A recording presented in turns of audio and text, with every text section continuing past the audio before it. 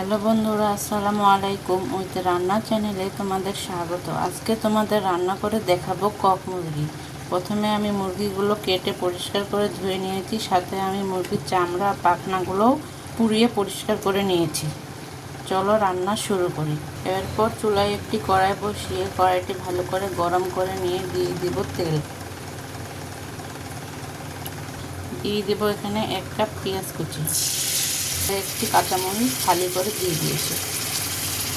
পেঁয়াজ আর মরিচটাকে আমি একটু ভেজে নেব।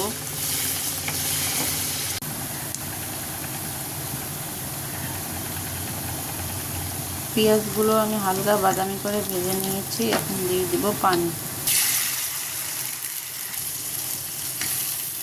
এখন দিয়ে দেব গুঁড়া মশলাগুলো। 1 চা চামচ হলুদ গুঁড়া, 2 চা চামচ মরিচ গুঁড়া, 1 চা চামচ আদা রসুন বাটা, পরিমাণ মতো লবণ, আর দিয়ে দেব গরম মশলাগুলো।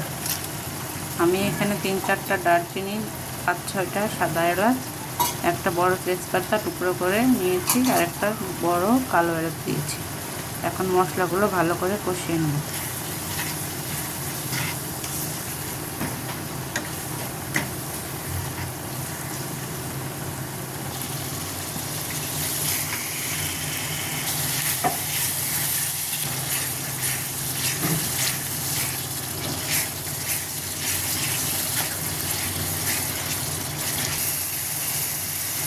মশলাগুলো 1-2 মিনিট ভালো করে কষিয়ে নিয়েছি। এখন দিয়ে দিব কেটে ধুয়ে রাখা মুরগির মাংসগুলো।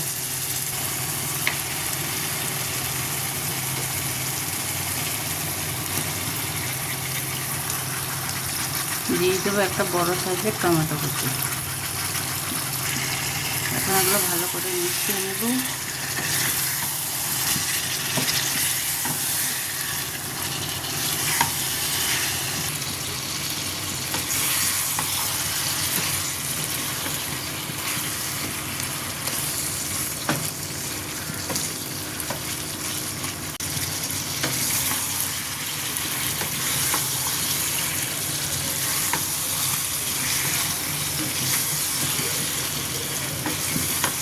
ভালো করে মিশিয়ে নিয়ে এখানে একটু সামান্য পরিমাণ পানি দিয়ে দেবো।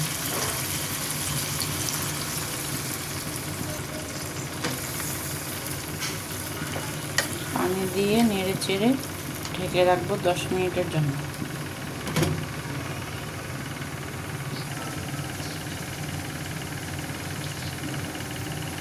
দশ মিনিট পর ঢাকনাটা উঠিয়ে আর একটু নেড়ে চেড়ে দেবো।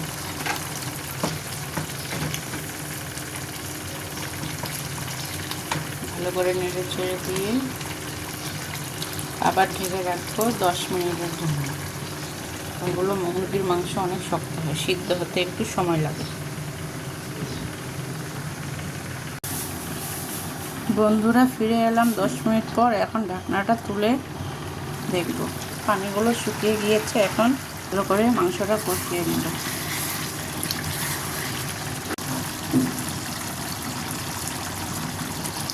আমি এখানে আরও একটু সামান্য পরিমাণ পানি দিয়ে নিয়েছি কষানোর জন্য।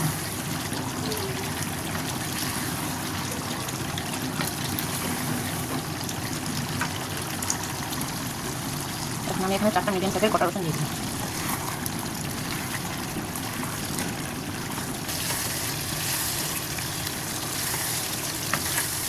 এইভাবে কিছুক্ষণ কষিয়ে নিয়ে দিয়ে দিব আলু।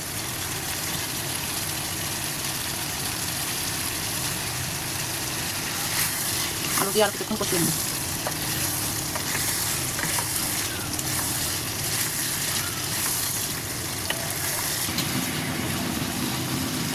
আলু দিয়ে আরও কিছুক্ষণ ভালো করে কষিয়ে নিয়ে এখন দিয়ে দেবো এখানে পানি। পানি দিয়ে ভালো করে নেড়ে চেড়ে এখন ঢাকনা দিয়ে ঢেকে দেব বলক আসা পর্যন্ত। তরকারিটা বলক চলে এসছে।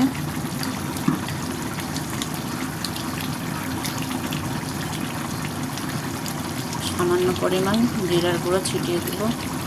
ভালোভাবে মিশিয়ে নেব। ভালো করে মিশিয়ে নিলে তৈরি হয়ে যাবে আমাদের কক মুরগির মাংস রান্না। বন্ধুরা, তৈরি হয়ে গেল আমাদের কক মুরগির রান্না। রেসিপিটা কেমন লেগেছে, ভালো লাগলে অবশ্যই বাসায় ট্রাই করবে। আজ তবে এখানেই শেষ করছি। ভালো থেকো, সুস্থ থেকো, আল্লাহ হাফেজ।